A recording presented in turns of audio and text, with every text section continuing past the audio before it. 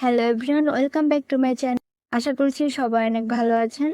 শুধুমাত্র ডিম আর সুজি দিয়েই মাত্র 5 মিনিটেই তৈরি করে নেওয়া যায় এমন একটি নাস্তার রেসিপি শেয়ার করব আপনাদের সাথে। আশা করছি সবার অনেক ভালো লাগবে। এখানে আমি একটি বাটিতে একটি ডিম ভেঙে দিচ্ছি আর দিয়ে দিচ্ছি 1/3 কাপ পরিমাণ চিনি। এখানে চিনিটা আপনাদের টেস্ট অনুযায়ী আপনারা বাড়িয়ে কিংবা কমিয়েও দিতে পারবেন। এখন আমি একটা হ্যান্ড হুইক্সের সাহায্যে সবকিছু একসঙ্গে মিশিয়ে নিচ্ছি।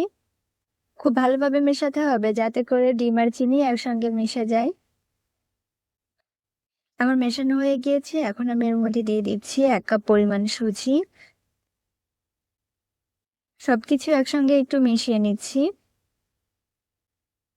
এখন আমি হ্যান্ড হুইক্সটাকে তুলে নিচ্ছি আর হাতের সাহায্যে সবকিছুকে একসঙ্গে মাখিয়ে একটা ডো তৈরি করে নিব। এখন আমি এর মধ্যে দিয়ে দিচ্ছি 4 টেবিল চামচ গুঁড়া দুধ।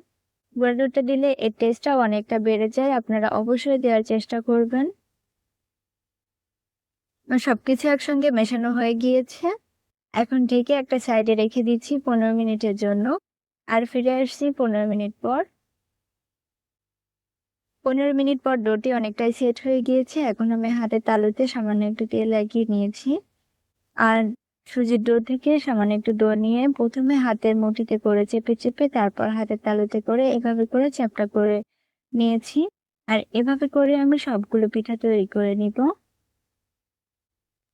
এখন চলে যাচ্ছে ভাজার জন্য। চুলায় আমি আগে থেকে কড়াই বসিয়ে দিয়েছি তেল গরম হওয়ার জন্য।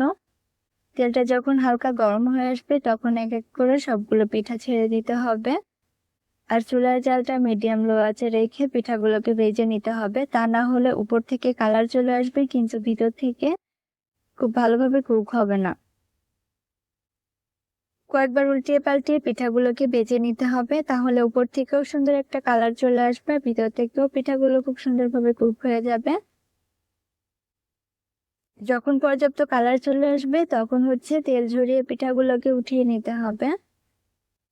আর পিঠাগুলো ভাজা হয়ে গিয়েছে। এখন আমি একটা ছাঁকনির সাহায্যে তেল ঝরিয়ে পিঠাগুলোকে উঠিয়ে নিচ্ছি। এই তো রেডি হয়ে গেল ঝটপট বিকালের একটা নাস্তা রেসিপি।